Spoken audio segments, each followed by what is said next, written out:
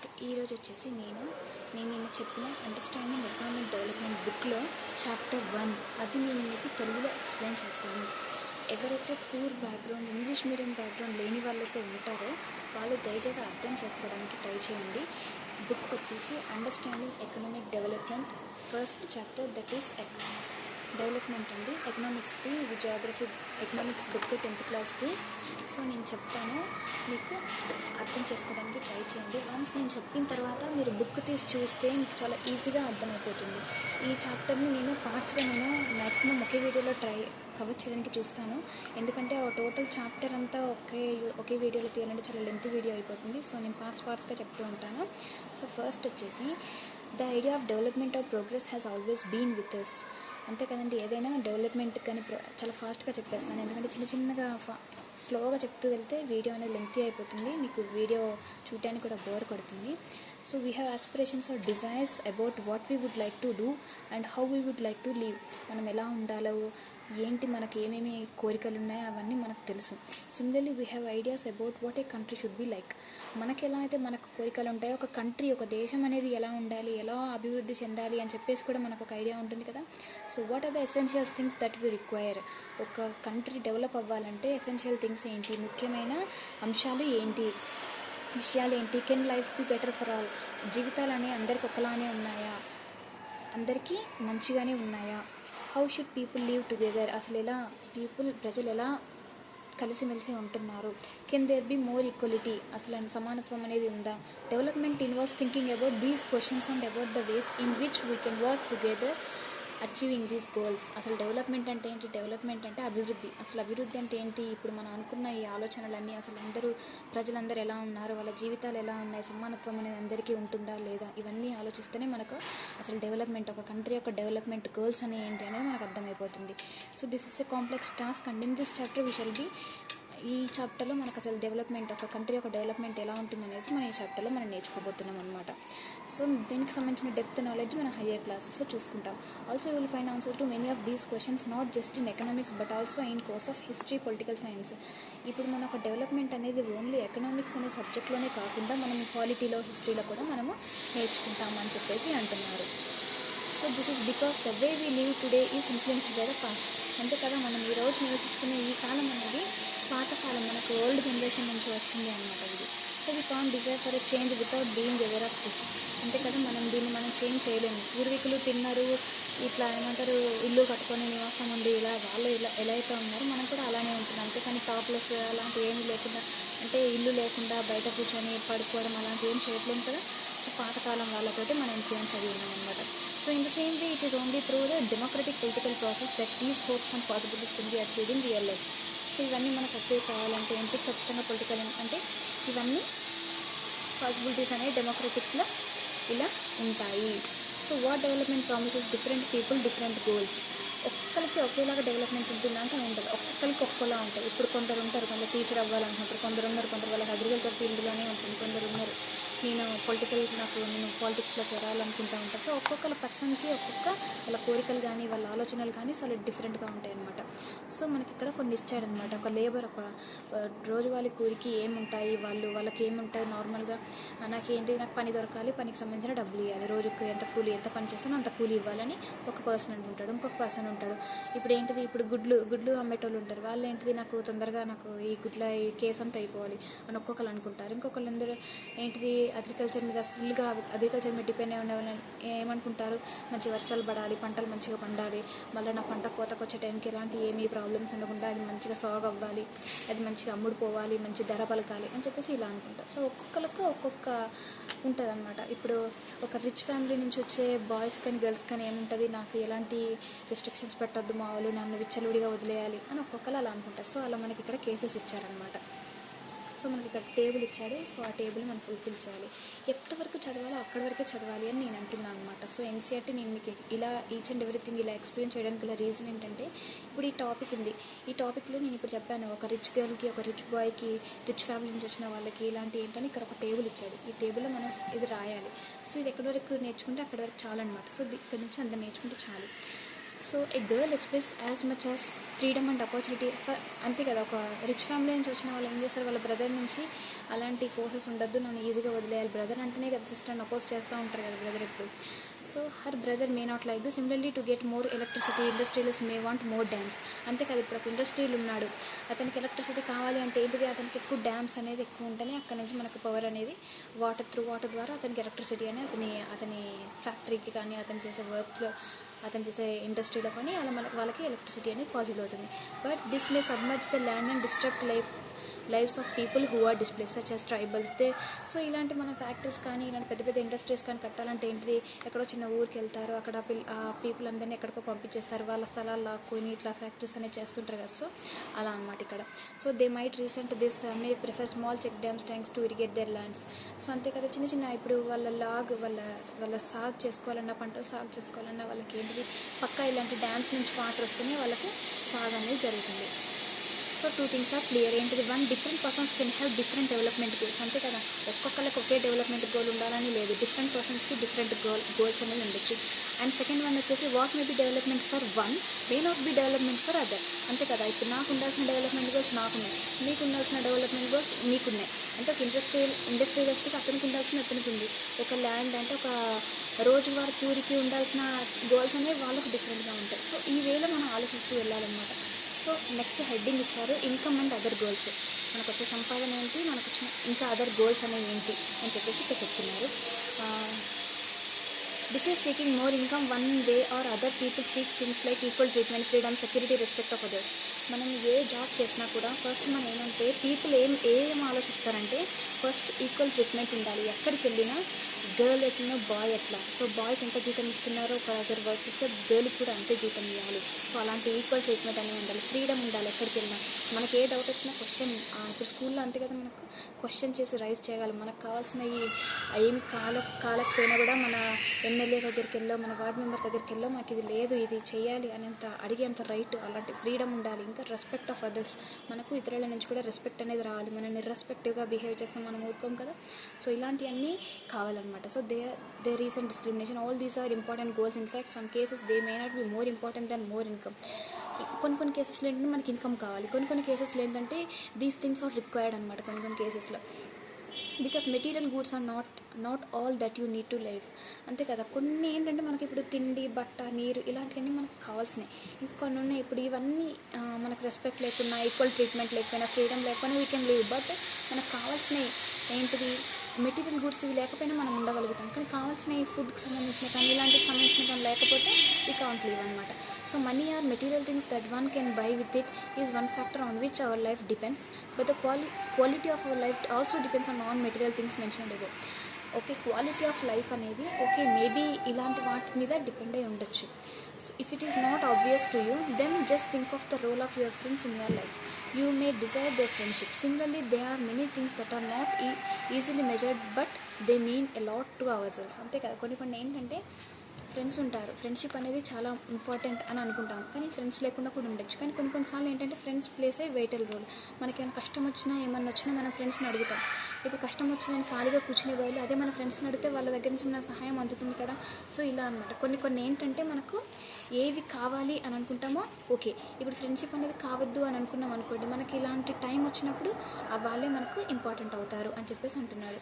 So these are often ignored. అంతే, కొన్నిసార్లు మనం ఏం చేస్తాం, ఫ్రెండ్స్ని కూడా మర్చిపోతాం, మనకు హెల్ప్ చేసిన వాళ్ళని కూడా మనం మర్చిపోతాం. However it will be wrong to conclude that what cannot be measured is not important. అంతే కదా, మనకు సాయం చేసిన వాళ్ళ మనకు ఏవైతే మనకు కంక్లూడ్ చేసేయడానికి వస్తాయో దీని గురించి మనం అర్థం చేసుకోవాలంటే ఇంకో ఎగ్జాంపుల్ చూద్దాము. If you get a job in far off place, before accepting it you would try to consider many factors apart from income, such as facilities for your family, working in atmosphere, opportunity to learn in the other. So ఇక్కడ ఏంటంటే ఇక్కడ వీళ్ళు ఏమంటున్నారు, నార్మల్గా ఇలాంటి మనకు అర్థం కావాలి అని అంటే ఫ్రెండ్షిప్ ఇదంతా ఏంది గోలా అని మనకు అర్థం కాకుండా ఉంటానంటే, మనము ఒక జాబ్ వచ్చింది మనకు, కాకపోతే చాలా డిస్టెంట్ ప్లేస్లో చాలా దూరంగా ఉంది. సో అప్పుడు మనం ఆ జాబ్ని యాక్సెప్ట్ చేయడానికి మనం ఏమేమి ఆలోచిస్తామో అది మనకి ఎంత దూరంలో ఉంది, అసలు మనకి ఏంటి, ఇంకా అసలు ఇన్కమ్ ఎలా వస్తుంది, అసలు అక్కడ వర్కింగ్ అట్మాస్ఫియర్ ఎలా ఉంటుంది, మంచిగా చేయొచ్చేటట్టుంటుందా, వర్క్ నేర్చుకోవడానికి ఉంటుందా, మనం అక్కడ నుంచి హై గ్రోత్ అనేది ఉంటుందా రావట్లేదా, ఇంకా ఆపర్చునిటీస్ ఉంటాయా ఉండదా, అంటే మనకు నేర్చుకోవడానికి ఇంపార్టెన్స్ ఉందా లేదా అక్కడ. సో ఇలాంటివన్నీ మనము చూస్తూ ఉంటాం అనమాట. So external disturbances I can't do అండి, వాయిస్లో వస్తుంది కమెంట్ చేస్తున్న కింద. సో కొన్ని నేను అవాయిడ్ చేయగలిగినవన్నీ నేను అవాయిడ్ చేయగలుగుతున్నాను. కొన్ని ఏంటంటే ఇక్కడ కన్స్ట్రక్షన్ సైట్ అనమాట. సో నేను నా వాయిస్ ఎంత రైజ్ చేసినా అది నన్ను డామినేట్ చేస్తుంది. So sorry, I'm extremely sorry for that. In other case job may give you less pay but May offer regular employment that enhances your sense of security. కొన్ని ఏంటంటే మనకు జాబ్ హై శాలరీ ఇచ్చినా మనకు కావాల్సిన qualities అంటే ఏమిటి, మనకు atmosphere కానీ వర్కింగ్ నేచర్ కానీ అలాంటివన్నీ బాగోకుండా ఉంటాయి. కొన్ని జాబ్స్ ఎలా ఉంటాయంటే మనకు లెస్ శాలరీ ఇచ్చినా కూడా ఫ్రీడమ్ ఉంటుంది, ఈక్వాలిటీ అంటే మనకు ఇచ్చే ఈ ట్రీట్మెంట్ అనేది కూడా ఈక్వల్గా ఉంటుంది బాయ్కి గర్ల్కి. ఇంకా ఏంటి, మనకు వర్కింగ్ అట్మాస్ఫియర్ కూడా డిఫరెంట్గా అంటే compare to the previous example ఇది కొంచెం అలా ఉంటుంది. అంటే జాబ్స్ ఎలా ఉంటాయి, మనకు ఎక్కువ శాలరీ ఇచ్చినప్పుడు ఏంటంటే మనకి ఇవన్నీ కావాలి, ఈ నేచర్ ఇదంతా ఉండదు. అదే తక్కువ శాలరీ ఇచ్చిన వాళ్ళలో ఇలా ఉంటాయి. సో ఇలా ఉంటుందని చెప్తున్నాడు. ఇంకో అనదర్ జాబ్ని however they may offer high pay but no job security and also leave no time for your family. కొన్ని జాబ్స్ ఎలా ఉంటే వాళ్ళు ఎక్కువ మీకు శాలరీ ఇచ్చిన వర్కింగ్ నేచర్ అనేది మంచిగా ఉండి అట్మాస్ఫియర్ మంచిగా ఉన్నా కూడా అక్కడ ఏంటంటే మీకు టైం ఉండదు, మీకు ఫ్యామిలీతో టైం స్పెండ్ చేయడానికి మీకు ఫ్యామిలీ అలాంటి టైం ఉండదు. They will reduce your sense of security and freedom. So ఇలా మీకు ఫ్రీడమ్ ఇస్తూనే మీకు మీ ఫ్యామిలీ నుంచి దూరం చేస్తారు. అలా సెక్యూరిటీ ఇప్పుడు ఎక్కువ టైం వర్క్ చేశారని అంటే మనము ఆఫీస్ నుంచి బయటకు వచ్చేటప్పుడు ఇట్ విల్ బి కొంచెం హై రిస్క్ ఫర్ ఉమెన్ అనమాట. So similarly for development people look at a mix of goals. It is true if a woman are engaged in paid work. అంతే కదా, అది ఎప్పుడు ట్రూ అవుతుంది, ఒక ఉమెన్ ఒక వర్క్లో చేస్తున్నప్పుడే ఇదంతా మనకు తెలుస్తుంది. ఏంటిది, if women are engaged in paid work their dignity in the household and society also increases. Of course ఒక ఉమెన్ వర్క్ చేస్తుందంటే she will be treated in a different way. If she has not work then తనని ఎలా చూస్తారంటే okay she is only వంటింటికి ఉందేలా చూస్తారనమాట. So however it is also the case if there is respect for women they should be more sharing of house work and greater acceptance of women working out side. అంతే కదా, so తను పని చేస్తున్నప్పుడే తన యొక్క పనులను షేర్ చేసుకుంటారు అందరి ఇంట్లో. లేదు అని అంటే టోటల్గా తన మీద డిపెండ్ అయి ఉంటారు ఒకవేళ తను కనుక జాబ్ చేయకపోతే. Safe and secure environment may allow more women to take up a variety jobs of or run a business. అంతే కదా, ఎప్పుడైతే గర్ల్స్కి కానీ ఉమెన్కి సెక్యూరిటీ ఉండి వాళ్ళని కరెక్ట్గా రిసీవ్ చేసుకునే పర్సన్స్ ఉన్నట్లయితే వాళ్ళు ఏ జాబ్ అయినా ఈజీగా చేయగలరు, వాళ్ళు ఎలాంటి బిజినెస్నైనా ఈజీగా నడిపేయగలరు. Hence the development goals that people have are not only about better income but also about other important things in life. ఓకేనా, సో మనకి ఇక్కడ డెవలప్మెంట్ గోల్స్ అంటే ఏంటి, మనకు ఇన్కమ్ ఒక్కటే కాదు, అదర్ గోల్స్ అంటే ఇందాక నేను ఇదంతా చెప్పేటప్పుడు heading income and other goals అని చెప్పాను కదా. సో మనకి ఇన్కమ్తో పాటు అదర్ గోల్స్ ఏంటి అని అంటే ఒక ఉమెన్ ఇలాంటి వర్క్స్ చేయాలి అని అంటే తనకి ఇన్కమ్ ఎంత ఇచ్చినప్పటికీ జాబ్ సెక్యూరిటీ కానీ ఫ్రీడమ్ కానీ లేకుంటే నువ్వు ఎంత ఇన్కమ్ ఇచ్చినా waste. So these are all development goals అన్నమాట. సో ఇప్పుడు ఏంటిది, నేషనల్ డెవలప్మెంట్ అనేది heading. National development as we have seen above individual seek different goals then their notion of development it is also likely to be different. ఒక్కొక్కరికి ఒక్కొక్క different goals ఉన్నప్పుడు మరి దేశం మొత్తానికి సంబంధించిన గోల్స్ అనేవి కూడా డిఫరెంట్గానే ఉంటాయి అన్నమాట. So discuss among your self on what India should for development. అసలు ఇండియా ఎలా డెవలప్ అనేది డిస్కస్ చేయండి అని అంటే most likely you will find that different students in the class have given different answers to the above question. In fact you might your self think of many different answers on what to sure of this. It is very important to keep in mind that different persons could have different as well as conflicting nations of countries' development. ఈ question క్లాస్లో అడిగితే ఒక్కొక్క సమాధానం చెప్తారు, మనం కూడా ఒకటి ఆలోచిస్తూ ఉంటాము. డెవలప్మెంట్ అనేది ఏంటిది, ఒక్కొక్కరు ఆలోచించే విధానం ఒక్కొక్కలా ఉంటుంది. నేను ఆలోచించే విధానం స్టడీస్కి ఇలా ఆలోచిస్తాను, వేరే వాళ్ళు ఆలోచించేది అరే వ్యవసాయం ఆ ఫీల్డ్ డెవలప్ చేస్తే బాగుంటుంది కదా అలా ఆలోచిస్తారు. కొంతమంది ఏంటిది ఇండస్ట్రియలైజేషన్ ఎలా, అసలు ఈ ప్రైవేటైజేషన్ ఎలా చేయాలి, ఇలాంటి వాటి గురించి వాళ్ళు ఆలోచిస్తుంటారు. సో ఒక్కొక్కళ్ళ గోల్స్ అనేది ఒక్కొక్కలా ఉంటుందన్నమాట. So however can all the ideas be considered equally important or if they are conflicts how does one decide. So ఇప్పుడు మనం ఏది ఇంప్లిమెంట్ చేయాలి అనేది చూస్తే అందరి ఐడియాస్ కూడా మనం ఈక్వల్గా ఇంపార్టెన్స్ ఇవ్వాలి. ఒక్కొక్క ఫీల్డ్ గురించి చెప్తున్నారు కాబట్టి each and every one should be treated as equal అనమాట. సో అందరూ లాస్ట్కి వచ్చేసి నేషనల్ డెవలప్మెంట్ గురించే మాట్లాడతారు కాబట్టి. So we also have to think whether there is a better way of doing these things. ఇవన్నీ చేయడానికి ఏమన్నా మంచి పద్ధతులు ఉన్నాయా లేదా అని కూడా మనం ఆలోచించాలి. Would the idea benefit a large number of people or only a small group. వీళ్ళు ఆలోచించిన ఇవన్నీ అందరికీ పనిచేస్తాయా, ఓన్లీ స్మాల్ గ్రూప్కి పనిచేస్తాయా కూడా వీ హ్యావ్ టు థింక్ అనమాట. సో నేషనల్ డెవలప్మెంట్ అని అంటే ఇవన్నీ మనము ఆలోచించాలి. సో ఇదన్నమాట. ఇంకేమన్నాడు next, how to compare different countries or states. Different కంట్రీస్ని కానీ స్టేట్స్ని కానీ అసలు ఎలా కంపేర్ చేస్తాం. ఇప్పుడు మనం ఉన్నాం ఒక క్లాస్లో క్లాస్ గురించి మనం అర్థం చేసుకోవాలి. ఎలా కంపేర్ చేస్తామనంటే హైట్ ఎంత, అందరిలో ఎవడు పొడుగున్నాడు, ఎవడు పొట్టిగున్నాడు, ఎవడు ఎక్కువ ఇంటెలిజెంట్గా ఉన్నాడు, ఎవడు ఎక్కువ చదువుకోలేకుండా ఉన్నాడు, తెలివితేటగా ముద్దుగా ఉన్నారు, ఇలా మనం ఒక్కొక్కరిని ఇలా డిఫరెన్షియేట్ చేస్తాం. అలా ఒక కంట్రీని కానీ ఒక స్టేట్ని కానీ ఎలా డిఫరెన్షియేట్ చేస్తావు అంటే what terms you are going to differentiate states or countries అనేసి దీని యొక్క ఇది అనమాట. సో ఇక్కడ అదే చెప్పారు. So you might ask if development can mean different things, how can some countries are generally called developed and other under developed. అంతే కదా, అసలు డెవలప్ అయిన కంట్రీస్ని అండర్ డెవలపింగ్ కంట్రీస్ అని ఎందుకు అంటున్నారు అంటే ఏ ఫ్యాక్టర్స్ మీద. సో ఇవన్నీ మనము ఎన్సీఆర్టీ బుక్స్ చదివేటప్పుడు మనలో మనం ఆలోచించుకోవాలి. ఇప్పుడు నేను ఎలా అయితే క్లాస్ చెప్తున్నానో మీరు కూడా ఒక లైన్ ఆలోచించి ఒక లైన్ చదివి ఇలా మనం అర్థం చేసుకోవాలి. నాకు తెలిసి వీడియో ఎవరు కంటిన్యూస్గా చూసే వాళ్ళు ఉండరు. కంటిన్యూస్గా చూసే వాళ్ళకు తెలుస్తుంది అసలు ఒక ఎన్సీఆర్టీని ఎలా చదవాలి అనేది. సో లేట్ అవసరం లేదు. So when we compare different things they could have similarities as well as differences. Which aspects do we use to compare them? Let us look at students in the class it self. అంతే కదా, ఇప్పుడు నేను చెప్పినట్టే ఒక class తీసుకుంటే స్టూడెంట్స్ని ఎలా compare చేస్తాం, హైట్ వైజ్గా కానీ వెయిట్ వైజ్గా కానీ ఇంటెలిజెన్స్లో కానీ. సో ఇలా మనం కంపేర్ చేసుకుంటాం.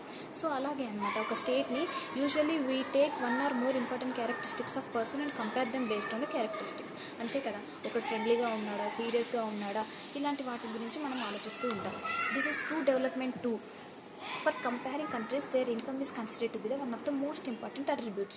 సో మనం ఏదైనా కంట్రీని మనము అది డెవలప్ అయిందా లేదా అసలు ఎలా కంపేర్ చేయాలని చూస్తే ఫస్ట్ థింగ్ వచ్చేసి ఏంటంటే వాళ్ళ కంట్రీ యొక్క ఇన్కమ్ ఎలా ఉంది అనేది చూస్తాం అనమాట. So countries with higher income or more developed than the with less income. ఎవరికైతే ఏ కంట్రీకి అయితే ఎక్కువ ఇన్కమ్ ఉంటుందో వాళ్ళు డెవలప్డ్ కంట్రీస్ అంటున్నాను. ఏవైతే లెస్ ఉంటాయో అవి అండర్ డెవలప్డ్ అనో లేకపోతే మీడియంగా ఉంటున్నామో డెవలపింగ్ కంట్రీస్ అని అంటుంటాం. This is based on understanding that more income means more of all things that human beings need. ఏంటిది, ఒక కంట్రీకి ఎక్కువ ఇన్కమ్ వచ్చింది అని అంటే అది మళ్ళీ కాదు, అందరి అవసరాలు అనేవి తీరుతున్నాయా లేదా అని కూడా చూసుకోవాలి. So whatever people like and should have they will be able to get their income. So greater income itself is considered to be one of the important goal. So మనకి మన అండర్స్టాండింగ్ ఎకనామిక్ డెవలప్మెంట్లో మనం first development chapter అనేది తీసుకున్నాం కాబట్టి so ఈ development అనేది ఏంటిది, ఫస్ట్ థింగ్ వచ్చేసి మనకి ఇంపార్టెంట్ గోల్ ఇన్కమ్. కంట్రీ యొక్క ఇన్కమ్ అనేది హై రేంజ్లో ఉండాలి. And that each and every person యొక్క నీడ్స్ని కూడా మనము సాటిస్ఫై చేసేలాగా ఉన్నప్పుడే అది డెవలప్ అవుతున్న కంట్రీ అనమాట. Now what is the income of country? Intuitively the income of country is the income of all the residents of the country. Income ఒక దేశానికి ఇన్కమ్ అంటే ఎక్కడి నుంచి వస్తుంది, ఆ దేశంలో నివసిస్తున్న వాళ్ళందరి యొక్క ఇన్కమ్నే మన కంట్రీ ఇన్కమ్ అంటారు. So this gives the total income of the country. So అలా అనమాట. So however the comparison between countries total income is not such a useful measure since countries have different populations. Comparing total income is not what is an average person is likely earn అనమాట. So ఇక్కడ ఏంటంటే only income తోటి ఒక కంట్రీని developed కంట్రీయా అనేది కూడా చెప్పలేము, అది correct measure చేయలేము. సో ఏంటంటే ఒక పర్సన్కి ఎక్కువ రావచ్చు, ఒక పర్సన్కి తక్కువ రావచ్చు, ఒక పర్సన్కి అసలే జాబ్ లేకుండా ఉండొచ్చు. సో ఇదొక్క ఇన్కమ్ని తీసుకొని ఒక కంట్రీ యొక్క డెవలప్మెంట్ అనేది చెప్పడం it's not the correct way అని చెప్తున్నారు. So are people in country better off than others in different country, hence we compare the average income which is the total income of the country divided by its population. So ఇప్పుడు ఇక్కడ ఏమంటున్నారు, ఒక ఇన్కమ్ని మనం ఒక country యొక్క ఇన్కమ్ని ఏంటిది అసలు అందరూ సంపాదించే ఇన్కమ్ని బై టోటల్ పాపులేషన్ చేస్తే ఆ వచ్చే ఇన్కమ్ బేస్ చేసుకొని ఒక కంట్రీ డెవలప్డ్ కంట్రీయా అండర్ డెవలప్డ్ అనేది డిసైడ్ చేయొచ్చు అని చెప్పేసి అంటున్నారు. సో దాన్ని ఏమంటారు, అలా వచ్చిన యావరేజ్ని ఏమంటారంటే పర్ క్యాపిటల్ ఇన్కమ్ అంటారు. సో పర్ క్యాపిటల్ ఇన్కమ్ని బేస్ చేసుకొని మనకు కంట్రీ యొక్క డెవలప్మెంట్ అనేది చెప్తారు. So in world development reports brought out by world bank. ఇప్పుడు చెప్పాలి ఇక్కడ ఇంపార్టెంట్ టాపిక్స్ ఎలా అంటే మనకు వరల్డ్ డెవలప్మెంట్ రిపోర్ట్స్ ఇవి ఎవరు చేస్తారు, వరల్డ్ బ్యాంక్ ఇస్తుంది. ఇలాంటి క్వశ్చన్స్ అని అడుగుతారు. This criterion is used in classifying countries with per capital డాలర్స్లో 12,056 per annum ఉంటే వాటిని రిచ్ కంట్రీస్ అంటారు. 12,056 రూపీస్ ఉంటే దాన్ని ఏమంటారు, ఆ కంట్రీని యూఎస్ డాలర్స్లో 12,000 కంటే అబోవ్ ఉంటే దాన్ని రిచ్ కంట్రీ అంటారు. ఇన్కమ్ అనేది $955 కంటే తక్కువ ఉంటే దాన్ని లో ఇన్కమ్ అంటారు. మన ఇండియాకి యూఎస్ డాలర్స్లో 1820 per annum ఉంది కాబట్టి దట్స్ వై దీన్ని డెవలపింగ్ కంట్రీ అన్నారు. అసలు మనకి ఇండియాని డెవలపింగ్ కంట్రీ అని ఎందుకు అంటారు, అటు హైగా లేదు ఇటు లోగా లేదు, మిడిల్లో ఉంది కాబట్టి డెవలపింగ్ కంట్రీ అని అంటున్నారు. మన ఇండియాని ఎంత యూఎస్ డాలర్స్లో 1820 per annum ఉంది మనది. So the rich countries excluding countries of Middle East and certain other company are generally called developed countries. So Middle East countries, so ఇలాంటి అవన్నీ డెవలప్డ్ కంట్రీస్ అని అన్నమాట. సో మనకు ఇవన్నీ ఇచ్చారు. Income and other criteria.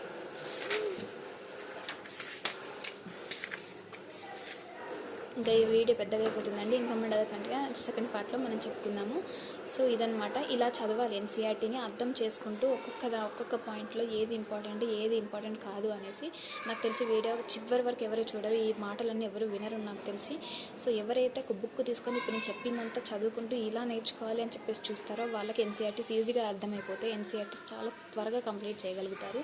ఈ వీడియోని ఇక్కడ కనుక చూసిన ప్రతి ఒక్కరికి థ్యాంక్ యూ సో మచ్.